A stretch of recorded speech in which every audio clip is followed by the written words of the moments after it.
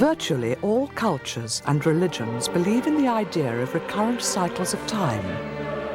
The Western calendar itself is centered around one of these times of renewal, the birth of Christ.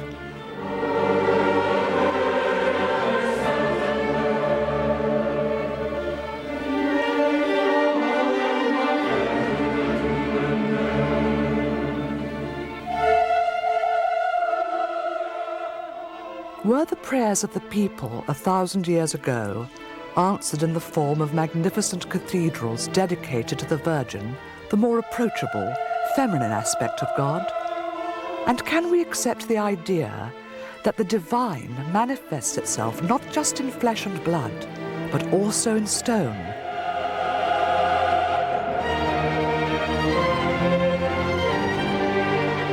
The cathedral at Chartres was built in honor of the Virgin Mary as her throne upon earth, an earthly palace for the Queen of Heaven.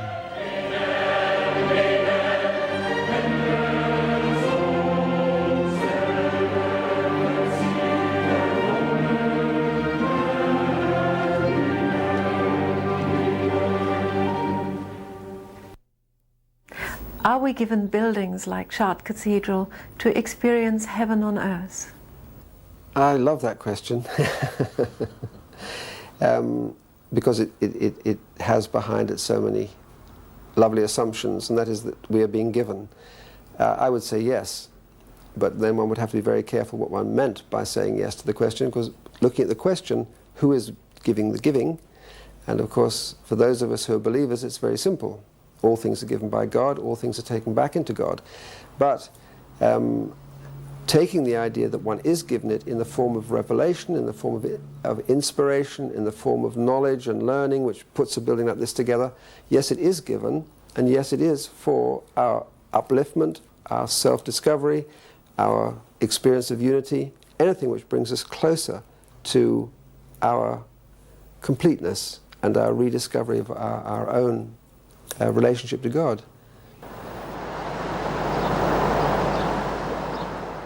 The town of Chartres is built on a powerful sacred spot, a natural peak in the Earth's energy field, which, even in pre-Christian times as the Gallo-Roman town Autricum, was already drawing people like a magnet. After Christianization in the early 4th century, a series of churches occupied the site of the present cathedral. But it was not just pilgrims on a spiritual quest who came here. Chartres also attracted those on a quest for philosophical knowledge, including many Jewish philosophers who contributed to a more universal outlook. The intellectual visionaries who were drawn here in the 11th century established a school which prompted a new flowering of classical knowledge based on the teachings of Plato. Over the course of the next 200 years, the school remained one of the most important scholastic institutions of medieval Europe.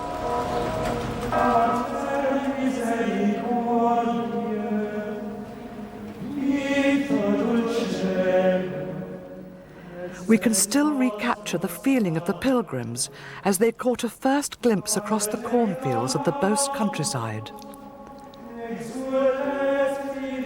For the modern pilgrim, too, Chartres can have a profound and lasting effect.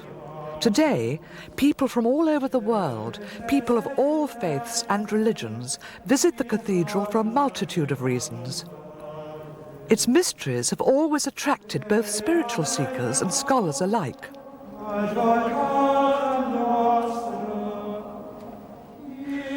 Professor Keith Critchlow of the Prince of Wales's Institute of Architecture in London is one of these pilgrims. He has described his relationship with Chartres as a marriage, and indeed it is a strong passion that has prompted him to study the secrets of the cathedral for over 30 years.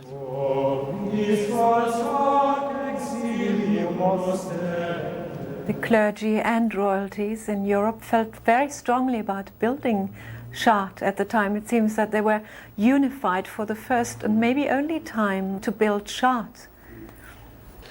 Well, it was an exceptionally interesting time, and as you say, there was cooperation right through Europe, from England to Germany, There's Elizabeth of Schonau being consulted, and the results of her consultation meant a change in all the iconography. John of Salisbury, our own English town, he was a very distinguished bishop of Chartres. The money to build Chartres came from far and wide, and therefore it transcended, as you say, it transcended the politics of the day.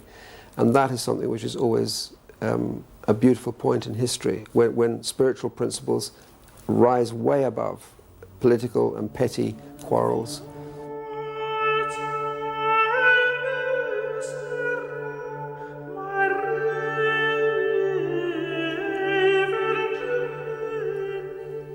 The whole community of Chartres helped in the building of their cathedral. If there were not enough animals to pull the carts laden with stones, the people pulled the carts themselves. This was true across the whole hierarchical system. Lords, ladies, servants, everybody was involved. It has been written that all hearts were united and each man forgave his enemies.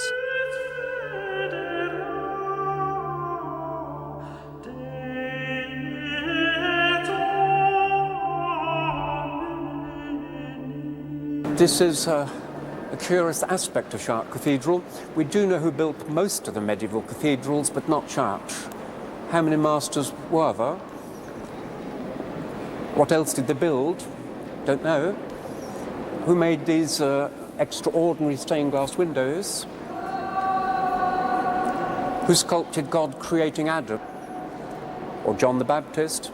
Or St. Jerome in the South Door? No names. I think it was G.K. Chesterton wrote, in the Middle Ages, art was for God's sake. In the Renaissance, art was for man's sake. In the 19th century, art was for art's sake. In the 20th century, no art for God's sake.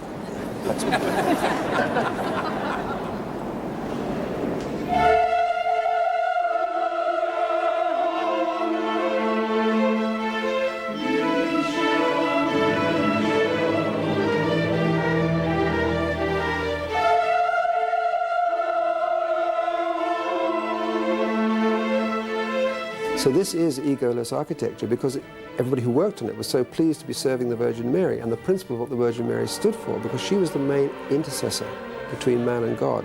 And if they wanted to get to God, they wanted to get to reality and wholeness, Mary was the vehicle through which they went. So to work on this, what's the point of having a name? What do you need a name for? Who is the name for? Now, in the modern world, plenty of people will tell you, oh, name is for fame, name is for getting more jobs, name is this, name is that, name is the other. But in this period, it was a service to Mary. And that was enough, because that was the greatest reward you could get.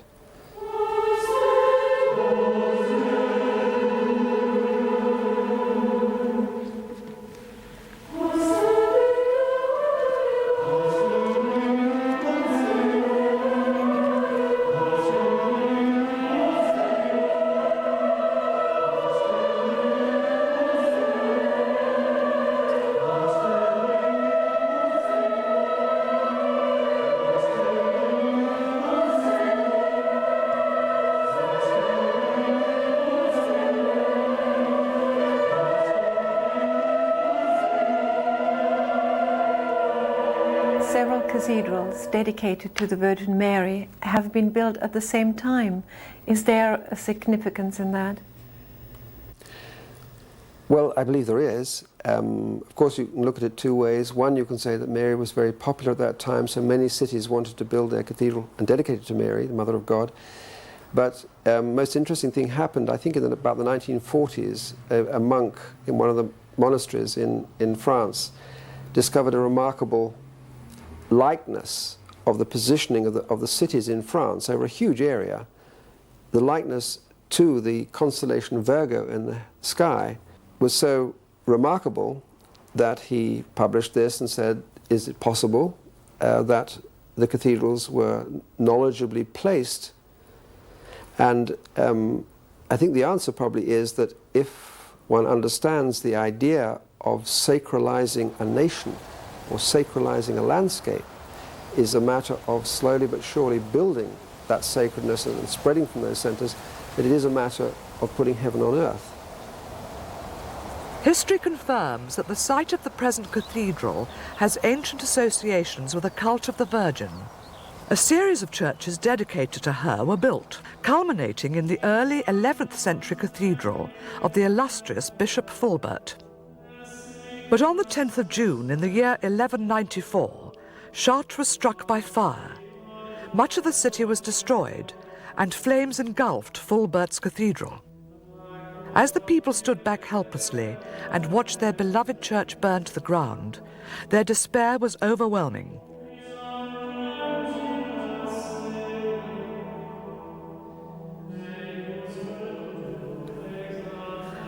For 3 centuries, the citizens of Chartres had kept a sacred relic, given to them by Charles the Bald, a veil-like garment supposed to have been worn by the Virgin Mary when she gave birth to Jesus Christ. Believing their relic to have been destroyed, the people felt Mary's protection of the city was lost.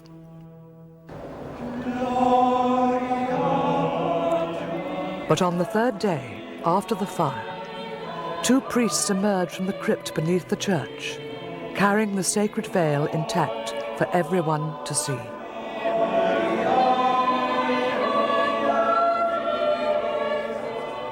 It was a miracle. Just as the sacred veil had been resurrected, the glory of Mary was re-established. The people of Chartres understood this as a sign that Mary wished an even greater cathedral to be built, an edifice which would itself reflect the splendor of the precious relic that it enshrined.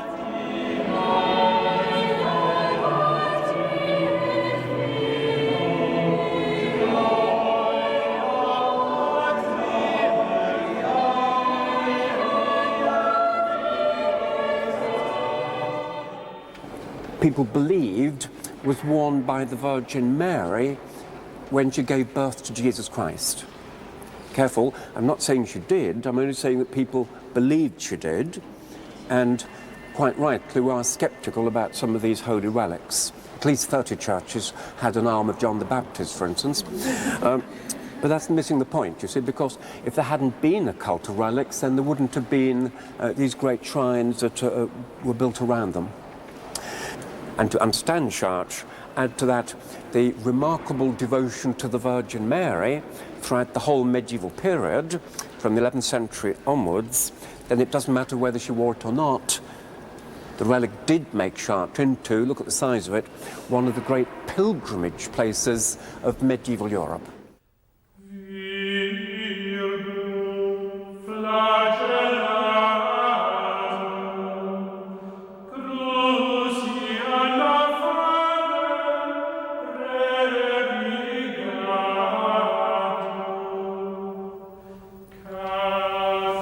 Chartres was built to fulfill many different needs, from the mundane to the heavenly. How did the master builders of the cathedral go about designing such a special building? One of the great mysteries of Chartres is also how they did the drawings which they had to give to the masons who had to cut the stones to put the building together. We've set up an experiment here in the department to try to find out how they actually did those drawings. Today, we do drawings on paper and we use dark lines, and we're quite careful and specific where these lines go because they are actually legal documents. Legal documents have to be passed down to the builders who have to work to the specifications. But there's so few of these, so very few of these left from medieval times, that there's a large gap in our understanding as to how the drawings were actually done and how the information was passed to the builders. So what we've done, we've set up a board here, a table, which is as near as we can to the tables which we've seen in the engravings and drawings of the time, and we're going to float plaster on here, and we're going to work with the instrument which they call themselves the masters of. They were not architects, they call themselves the masters of the compasses. Well, it's the compass or the divider which we're going to work in the plaster with to simulate as near as we can in this experiment as to how the drawings were done at the period of the building of the cathedral.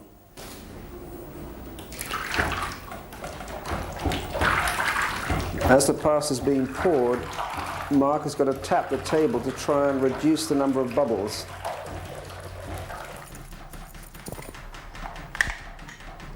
The masters of the compasses would then inscribe their designs onto a carefully prepared surface, but the question remains as to who those masters were. Who instructed the masons? This is the first circle. One can say it's the basic proportional module. Very simple. The historian and architect John James studied the language of Chartres and identified the various working teams by colours, as we have no record of names. We presume that only a very small group of people were in charge of the sacred design, which was deeply veiled in mystery and secrecy. Having drawn these lines into plaster, I should say not drawn them but inscribed them, they haven't got any real body to look at. So in the next stage of wanting to transmit this information to the carpenter to make the templates, we presume they would use a technique which we're going to try now, and that is black powder inside this mussel shell. I'm going to sprinkle it on here and then see if I can get it to brush into the lines. As the graphite makes the architect's design visible for the masons, so the secret of sacred geometry is now revealed. No rulers are used in the design, no units of length are measured. Instead, the master architect used his compasses or dividers to define proportions. Here I've used all 4 sets of dividers on the human body to make the point that the whole table is proportionally related to the human body, not only because of the reach of the designer who's doing the drawings in the plaster, but the symbolic value of a human body being the basis of the measure of the whole cathedral or any sacred building, come to that. Here we see the proportional relationship between the main points on the human body. As we go up the body, the distance between consecutive points is half of that between the previous pair of points. We call this a geometric progression. It is a pattern that can be discerned in the harmonies of 12th century music, as well as in the proportions of Gothic cathedral architecture. It is written that man was made in the image of God. Therefore, by designing the cathedral according to the harmonious proportions of the ideal human form, the architect was creating a reflection of God. Which is the final octave there. All the internal rhythms of the human body have to be in key with the universe. Our sleeping and waking patterns and everything else like that.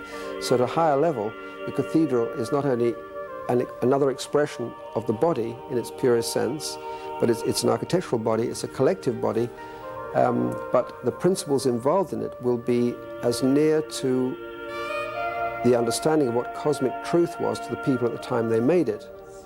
And because Chartres has lasted so long and has such an intense value, the cosmic laws which are in that cathedral are as true today as they ever were.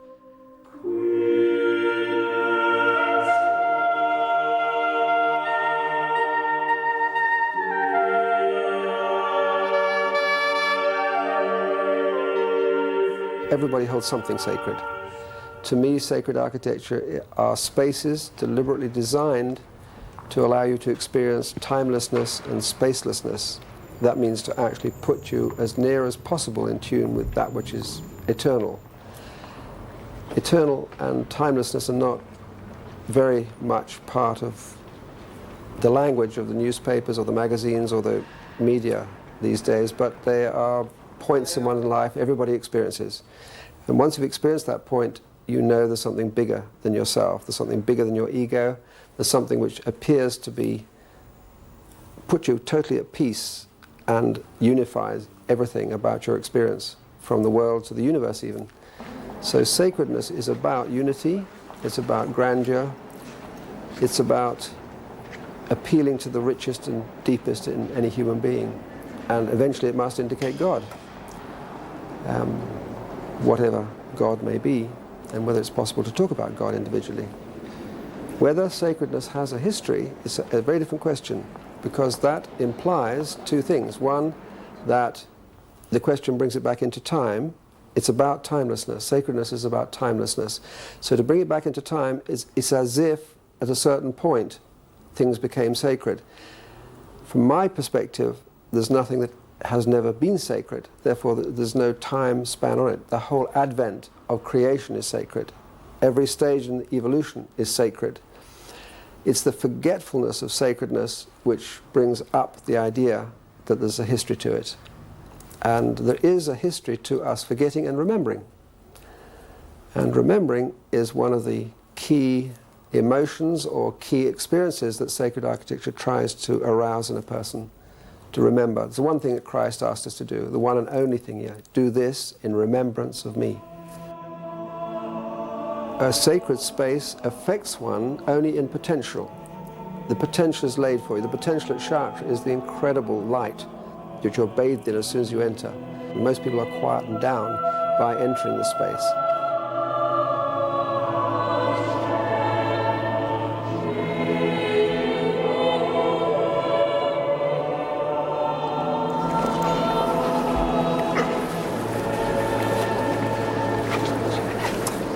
Like to come and sit close. Many people who come here find something so special that they return again and again.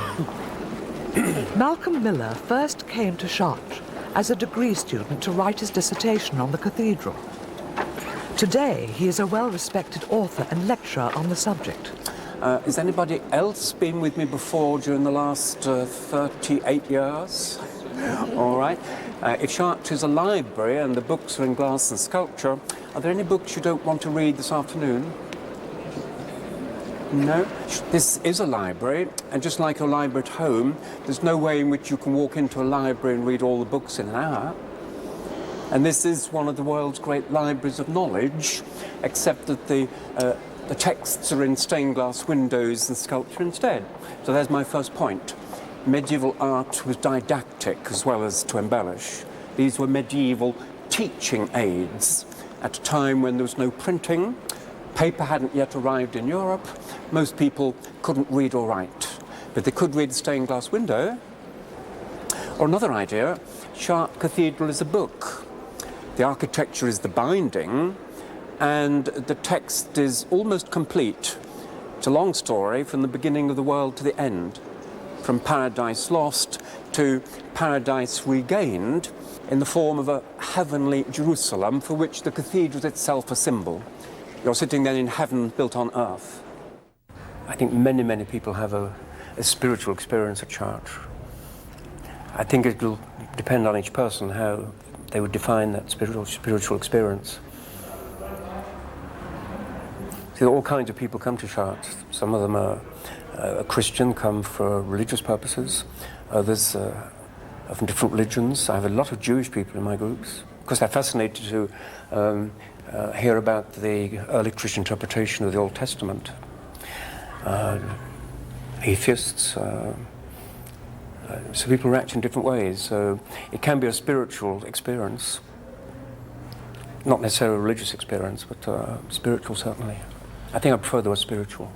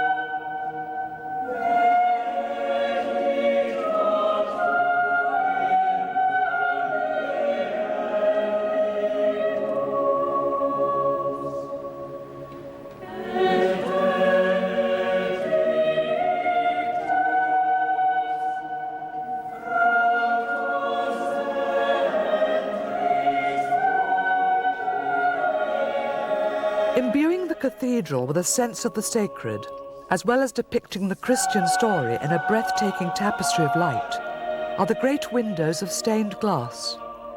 Just as it was, through the vehicle of the Holy Scriptures, that the medieval mind could approach the universal truth of God, so it is through these spectacular pictures of coloured glass that the divine light is made accessible to human vision.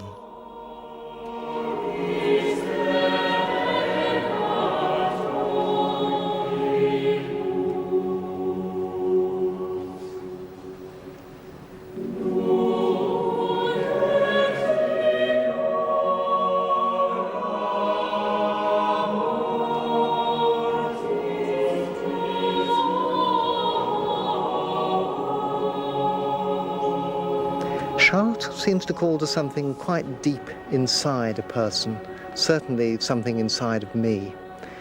And this last month I've been here at Chartres in an official capacity. It's only taken me however many years to reach that stage, but I've been here welcoming English-speaking visitors, and it's given me a chance to sit in the cathedral for quite a few hours. And I've been thinking, what does Chartres Cathedral mean to me? I suppose everything about the cathedral is designed to open you up as a person. And I see people coming into the cathedral, and I've watched people come in and often avoid the power of the place by putting up barriers. And that's quite difficult to do at one level. But at another level, it's entirely human. The sort of barriers I have in mind are the need to be busy, the need to meet schedules, the need to have one's nose stuck firmly in a guidebook, and also perhaps those who come round and never take their eyes away from the viewfinder of their video camera. Now, if you're prepared to come into this place and sit and let it work its magic, then it allows you to know yourself. It allows you to find space to think about who you are in relationship to other people, and who you are in your relationship perhaps with God.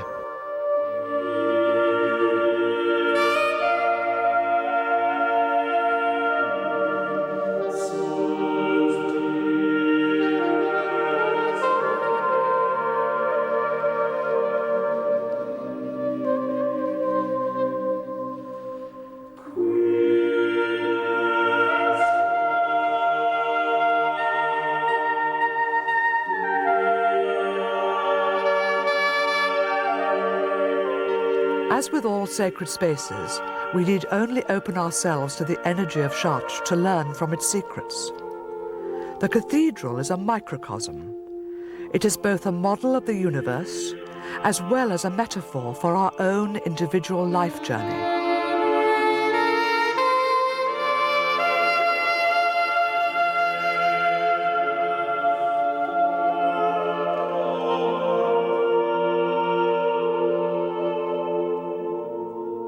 Puisqu'on honore ici la Vierge qui devait enfanter. Et c'est This cathedral is in honor of the Virgin who gave birth, and in her cathedral we want our Christian visitors to understand that man has developed in his mother's womb before being born here on this earth. But he also develops in the earth's womb before being born in heaven. Il est ensuite né à la terre, il connaît une gestation au sein de la terre pour naître au ciel. C'est d'ailleurs le sens du labyrinthe, puisque le labyrinthe est composé... This is also the meaning of the labyrinth, since it has the same number of stones as the days an infant spends in its mother's womb. In this way, Chartres Cathedral shows man that the life he spends on this earth is a gestation, a preparation for his life in heaven. So the first lesson of the cathedral is a spiritual one. Donc la première des grandes leçons que la cathédrale donne est une leçon spirituelle. Et je crois que cette cathédrale donne une leçon aux hommes de tous les temps. I believe that this cathedral offers an example to people in every century, not to allow themselves to feel overwhelmed, to continue to pick themselves up from the ashes of their difficulties and failures, and to stand upright, like the two spires which grace our cathedral.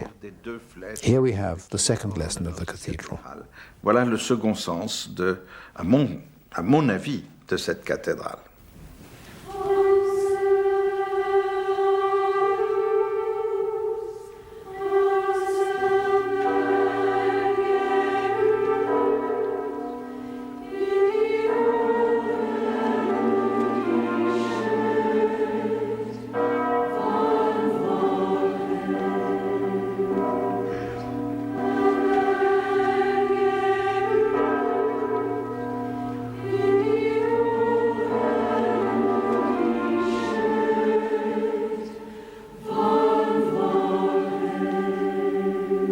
now have a rather beautiful rendering of the front elevation of the cathedral, and I'm going to show how the height of the west front here relates to the length of the body of the cathedral. Having laid the elevation down like this, we can now see the completion of the two spires, the sun spire and the moon spire. I thought if I slide this over, which I did, I found there was an exact coincidence here with the first step in the front door down the whole aisle of the cathedral, the whole length, and concluding here. Now that leaves a mystery as to what this elevation is, so we slide this one across and we find that the gold sphere on top of this spire hits exactly and covers the geometric center of the radiating points of the plan here. That means that this distance between here and here is 28 feet in difference. Now that 28 indicates that each of those feet is one night of a moon cycle, each moon cycle being 28 nights. And on the solar front, this is 365 feet from the beginning of the church, and therefore this is indicating that each individual foot represents one day in a solar year. One must remember that this is standing up and is being folded down. It's like folding the cathedral into another dimension, a shorter dimension. Now what I noticed here, which is quite remarkable, is as you peel this back, now as you walk into the cathedral, you meet the labyrinth here in the same way as your eye traveling up the elevation. That's the first part of the rose window you see. So the main and remarkable coincidence of a direct fold down is that the rose window falls exactly over the labyrinth and is the same size. Both are 40 feet in diameter. Architects today depend upon the accuracy of their measuring devices, but in the 12th century, sacred geometry was the only means of plotting distance. Perhaps the most astounding aspect of Chartres is the perfect accuracy with which these symbolic measurements were realized in stone. The 12th century bishop St. Bernard of Clairvaux asked, "What is God?" To which he himself replied, "He is length, width, height, and depth." On one occasion I was asked to give a talk about Chartres, a slide talk in images, and the man who had invited me to give this talk, his name was Paresh Chakraborty. And Paresh Chakraborty is an Orthodox Hindu. And after I gave the talk, he said, "Keith, you and Christians talk about this as being the mystical body of Christ. And in this particular case, we as Hindus talk about it as being the subtle body." And you might be interested to know that the positions on the facade of the cathedral would correspond to our religion, our faith. What you have at the top is Christ, and that would be representative of the crown chakra, where the dawn rises behind the building. And if you come down one interval, you find the Virgin Mary with two angels, and these two angels would represent this brow chakra, which has two petals. You come down further, and you find on the cathedral here 16 knights. Now nobody has given any explanation why there should be 16 knights, but there are 16 petals to this center in Hinduism. Come down further and you've got the big rose window corresponding to the heart. And the heart has, in the Hindu faith, 12 petals. And those 12 petals have below them another minor center which has 8 petals. And we see these little 8s around the big rose window there. Below that there is a large window which has 10 intervals up the window on the solar plexus here, and that would correspond to the 10 petals of the chakra in the solar plexus. Then he told me below that there is another center which is based on 6 petals, which is where Christ is in the main royal portal there, and below that is the square door, which would represent the square of the root chakra, which is at the base of the body, and that each of those would be a position in the evolution of the spirit up the body. So that struck me when I looked at what he was saying, was an incredible coincidence we have in the building here. But perhaps it is not so much of a coincidence as it first appears. A universal truth will manifest itself in all cultures. It will just take different forms. The influence of Eastern symbolism aside, there is one aspect which is most decidedly rooted in the tradition of Western Christianity, and that is the sculpture. In exaltation of the Virgin, the stonecutters created over 4,500 individual pieces of sculpture to adorn the 9 portals on the facades.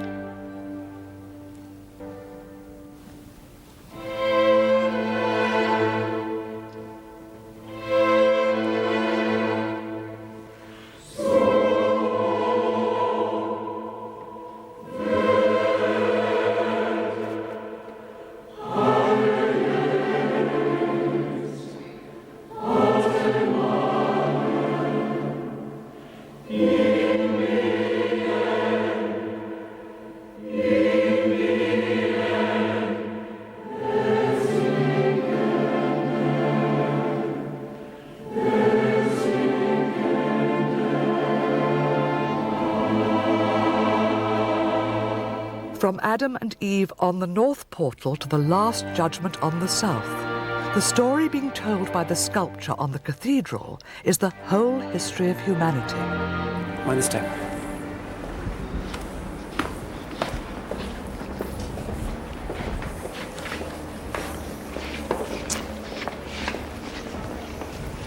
I had to come right across. Right, this is the south porch. Early 13th century again. The central figure, Jesus teaching with a raised hand and a book. All teachers have books, mine are available in paperback and hardback. Incidentally, why can't we be judged when we die and have it all over and done with? Why be resurrected and judged collectively?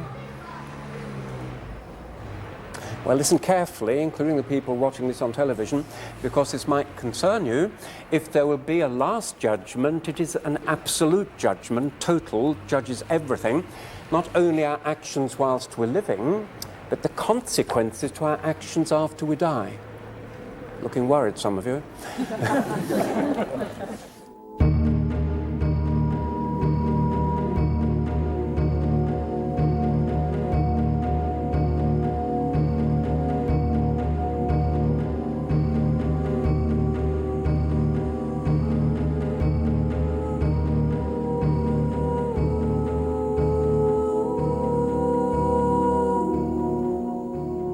Surprisingly, the Last Judgment has a rather comical feel to it. Nothing of the horror that we would expect. It seems that God is looking unto this divine comedy or tragedy with such love and patience, almost as if he is crossing his fingers, waiting for us to make a U-turn and mend our ways. As it is written in Ezekiel, God has no pleasure in the death of the wicked, but that the wicked turn from his way and live. If he turns from his sin and does what is lawful and right, he shall surely live. None of the sins that he has committed shall be remembered against him.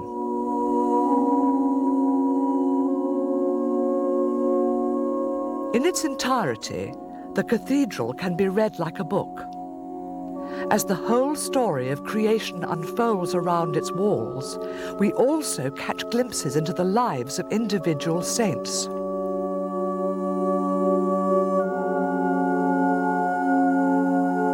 There's St. Gregory with this wonderful pyramidal hat, and the Holy Spirit in the form of a dove is whispering into his ear to dictate to him the sound of Gregorian chant, which is very interesting because some people believe that Gregorian chant goes back to Pythagorean and Greek times, but some people have actually said it's the greatest treasure of Christianity. Gregorian chant has the most immediate effect on the soul. I have actually a very beautiful quotation by St. Gregory, which I'd quite like to read you, because it is a sign of the sort of universality that was embraced by the school of Chartres. They really were very keen to understand God as being not only omnipotent but omnipresent. And whenever any group of people talk about God being omnipresent, they're accused of being polytheists or pantheists, which is the most strange thing. But what St. Gregory said was, you can't grasp the totality. I mean, what the Oriental philosopher would say, well, what isn't God? Yes. Which, of course, is another way of saying that everything is God. Everything is God. But here, St. Gregory wrote, God is both one and the same and holy everywhere, immanent, within everything, without everything, above everything, and below everything. Oh, beautiful. So couldn't be more comprehensive and simple.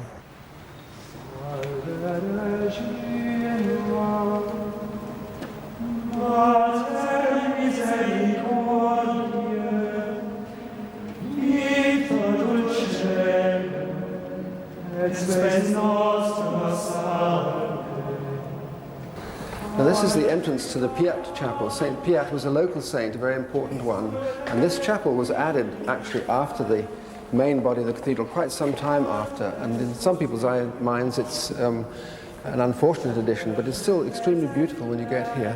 What we're going to do, we're going to have a look at these beautiful sculptures here, which were saved from the rood screen. We find this most amazingly tender image of Mary lying, having just had the Christ child, in the Piat chapel. This used to be part of the rood screen which went across the cathedral after the labyrinth. And luckily it was saved, because when the fashions changed and they took the rood screen down, this piece was buried in the floor. Otherwise we'd not have it.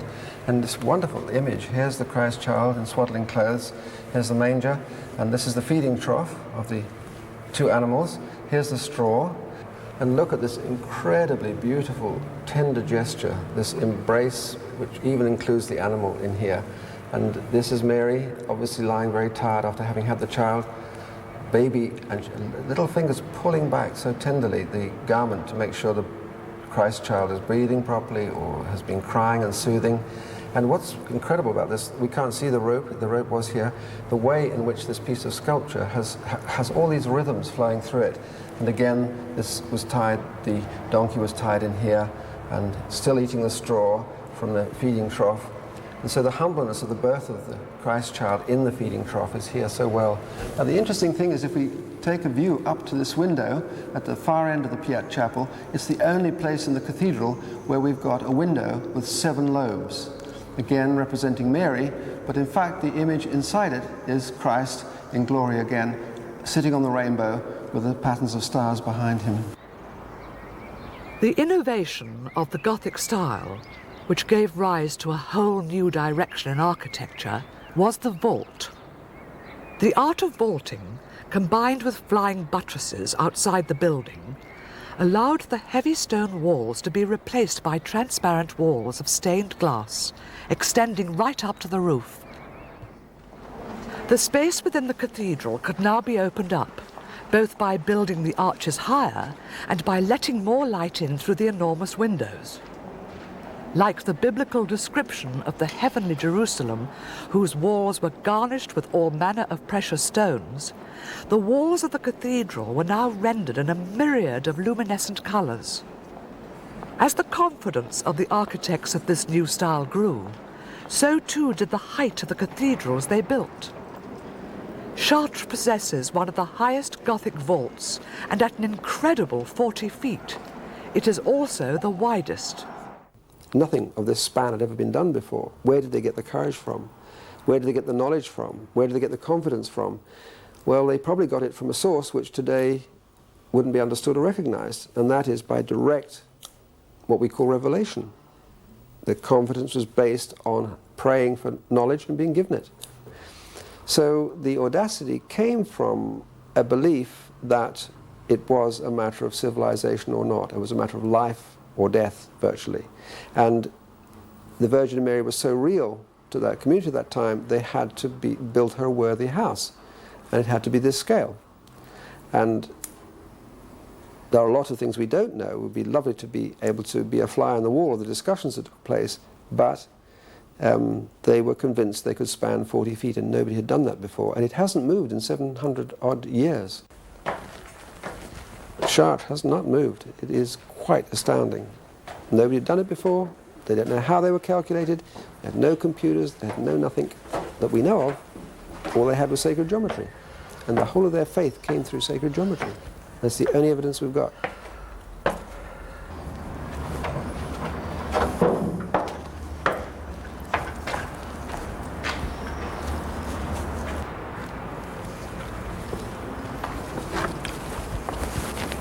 what an incredible series of forces flying about. If one just talks about engineering, if you gave a modern engineer this problem to solve, he would probably pull his hair out.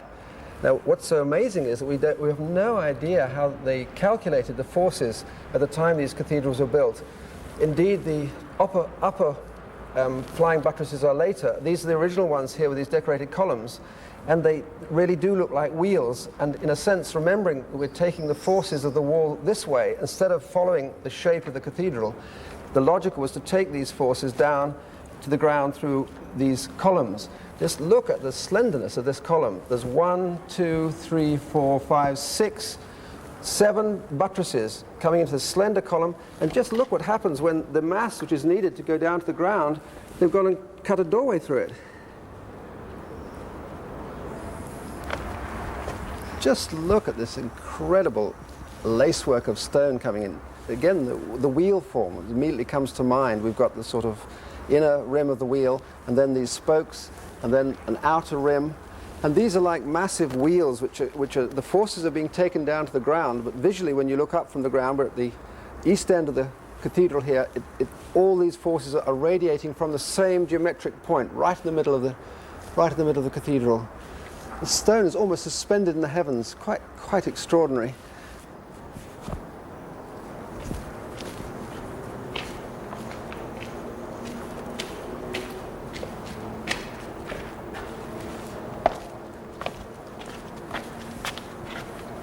Here the buttresses are so clear as they come off each interval between each window, and we begin to see them radiating as they turn around the apse end of the cathedral.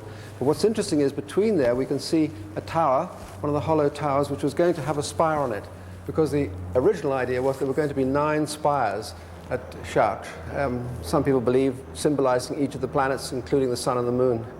What we can see through there, which is so lovely, this transparency, none of these wheels are seen from the inside. But from the outside, it's a major aspect of the cathedral. And here we can see right through to the Burst country, where the wealth came from, the wealth of all the corn growing. And it showed that there had been peace in the countryside, so that the farmers could confidently grow fruit and vegetables and corn to make the wealth of the city, to bring into the city to sell. What's interesting is, this is really an angel's eye view. No human beings ever see this view, except on a model. And the first time I went up in a helicopter to see this, I found myself with my heart in my mouth. It had an amazing effect on me, because I suddenly realized that all these flying buttresses that we see at the back and the front here are rather like the hands or the arms of all the citizens of Chartres, offering this massive, beautiful green cross back up to heaven.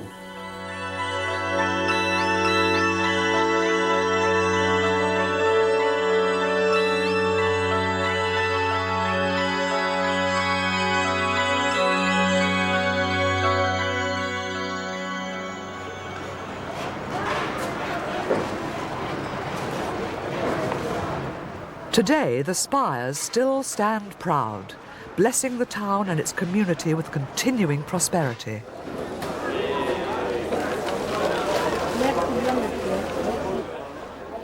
The daily activities of the people carry on in the shadow of the great cathedral, its age-old secrets having been long forgotten.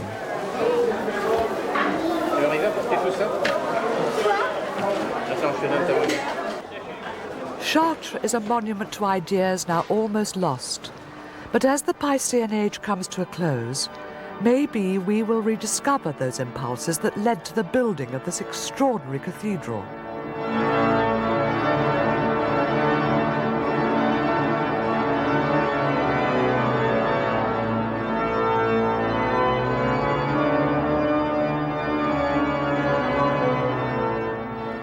In our modern age of technology, people are searching for a deeper meaning. The last decades of the 20th century have seen a new wave of spirituality spread gradually into our Western consciousness. And this is something which should give hope to the generations of the next millennium.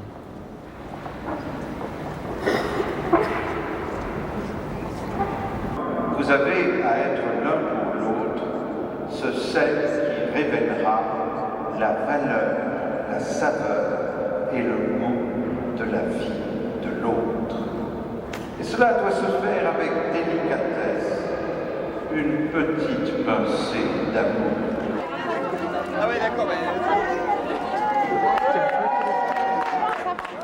Should we indeed anticipate a renewal of the world's soul in the new millennium?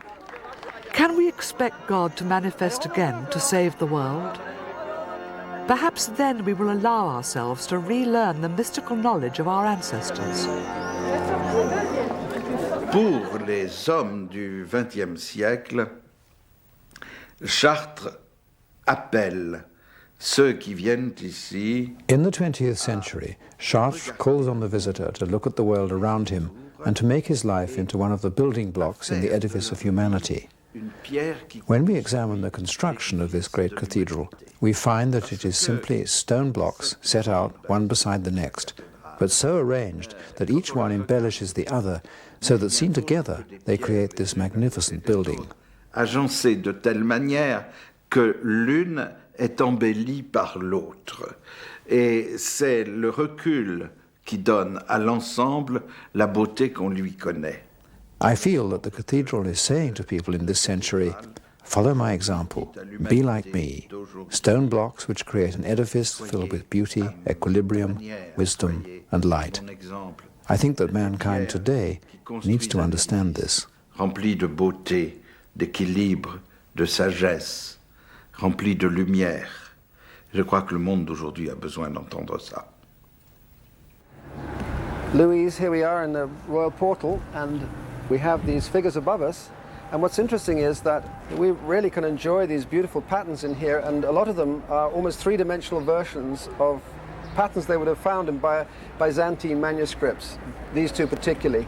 But these patterns also relate to the height of you, Louise, here. And this finishes, by the time human life finishes, then a new form of life can begin. And what's interesting is they're just the height of us to be able to touch the feet. And it's very interesting, we can look at these feet here because these are not the feet of a body which has bodily weight. And that would reinforce my own personal view that these are what we would call light bodies. They're bodies of consciousness, one might say, rather than physical bodies. Physical bodies, the pressure flattens the foot. And in all ancient Greek statuary, Apollo was always light-footed, his feet were almost off the ground. So the fact they're drawn out was symbolic of the length of the shadow rather than the length of the body.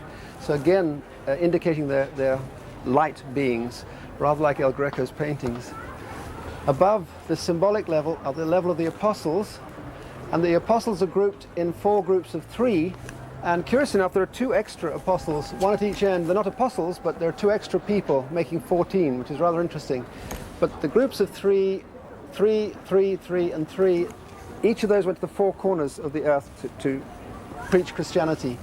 Above that level of 12 is the singularity of Christ being the apogee of human life. And it's not God the Father, it's Christ or God in human form. And the whole thing about the Chartres school and the Chartres movement of Christianity at that time was God was human. God was in the flesh, God walked, and the Virgin Mary equally of flesh as well as being divine. So you have the 4 corners of the earth, you have the 4 Gospels, you have the 4 elements, and these are examples of how and why a building like this lasts for thousands of years in meaning, because you're dealing with things that don't change. These patterns have now been found under electron microscopes, and they are, in the words of a relatively modern philosopher, Rudolf Steiner, they're the formative forces behind the making of stone, the making of anything. And then we as human beings come and inhabit this world, and we are then able, by entering the cathedral, to attain these different levels of consciousness. Je pourrais vous donner cependant un exemple parce que celui-ci n'est pas tenu par le secret confessionnal. I would like to tell you one story which is not bound by the secrecy of the confessional. It's about a young American who'd been leading a very dissolute life. He'd contracted AIDS before he came to Chartres. His sister was in a religious order. I believe she was the abbess of a Benedictine convent.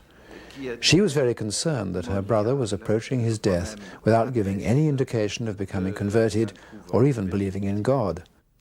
Et sa sœur se faisait beaucoup de soucis car son frère allait vers la mort sans donner aucun signe de conversion ou de foi. Elle a prié beaucoup. While she was sorting out his affairs in the apartment where he'd lived, she found a notebook, which was a diary of his last trip in Europe. On one page, under the heading Chartres, he had simply written, "Here I found the grace to die in peace." Le compte rendu de son dernier voyage en Europe. Et à la page Chartres, il avait seulement écrit « J'ai trouvé ici la grâce de mourir en paix ». We don't expect anybody to imitate Chartres Cathedral and rebuild it today. But if the principles that animate and make alive a sacred building like Chartres are used by an architect today, they can have and will have the intention of the same business of people being able to rediscover themselves and rediscover their own sacredness and rediscover the sacredness of the planet and the world they live in. When you lose a sense of sacredness, then it becomes less important whether you destroy or not. Less and less important. And therefore the destruction of a planet comes about through losing a sense of its sacredness. Destruction of people come about through losing a sense of their sacredness. So any principles which can help rediscover the intrinsic nature of sacredness is bound to be of value to mankind and totally relevant at any time.